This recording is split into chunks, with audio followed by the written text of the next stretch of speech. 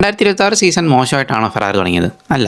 പക്ഷേ ഒരു championship win ചെയ്യാനുള്ള കൺസിസ്റ്റൻസി ഇപ്പോഴും അവർ കാണിക്കുന്നില്ല. കാരണം സമ്മർ ബ്രേക്കിലാണ് ആൻഡ് ഓരോ ടീംസിൻ്റെ ഇതുവരെയുള്ള പെർഫോമൻസ് വെച്ച് നമുക്കൊരു ചെറിയ റിവ്യൂ ചെയ്ത് നോക്കാം. Today we are talking about Ferrari. 2026 സീസണിൻ്റെ പകുതിയായപ്പോൾ ഫെറാറി ഒറ്റ കാര്യം തെളിയിച്ചത് അവർക്ക് മെഴ്സിഡീസിന് പിടിക്കാനുള്ള പേസ് ജനറേറ്റ് ചെയ്യാൻ പറ്റുന്നുണ്ട്. പക്ഷേ പല വീക്കെൻഡിലും അത് പ്രോപ്പറായിട്ട് എക്സിക്യൂട്ട് ചെയ്യാനാണ് സാധിക്കാത്തത്. ഡോമിനേറ്റിംഗ് കാറായിട്ടുള്ള മെഴ്സിഡീസിൽ നിന്ന് 72 പോയിന്റ് അകലെയാണ് കൺസ്ട്രക്ടേഴ്സ് ചാമ്പ്യൻഷിപ്പിൽ ഫെറാറി.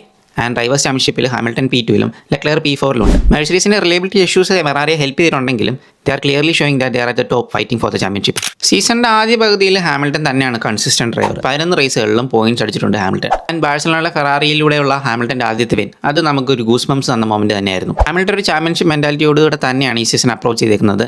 ആൻഡ് ഫെറാറിയിൽ ആ ചാമ്പ്യൻഷിപ്പ് മെന്റാലിറ്റി നല്ലോണം ബിൽഡ് ചെയ്യാനും ഹാമിൽട്ടൺ പുഷ് ചെയ്യുന്നുണ്ട്.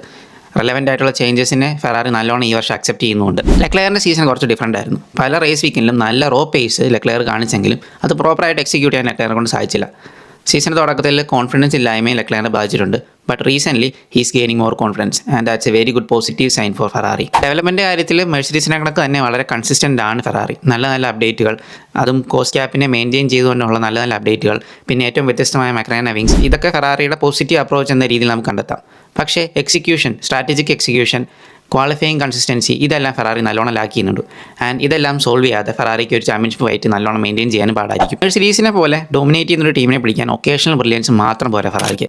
ആൻഡ് അതുകൊണ്ട് തന്നെ ഓവറോൾ നോക്കിയ ഒരു B+ ഗ്രേഡേ നമുക്ക് ഫെറാറിക്ക് ഈ സീസണിൻ്റെ ഫസ്റ്റ് ഹാഫിൽ കൊടുക്കാനും പറ്റുള്ളൂ. മിഡ് സീസൺ നോക്കുമ്പോൾ ഫെറാറി വിന്നിംഗ് പേസ് ഡെവലപ്പ് ചെയ്തിട്ടുണ്ട്. നല്ല സ്ട്രോങ്ങർ ഡ്രൈവർ ലൈനപ്പും ഉണ്ട്.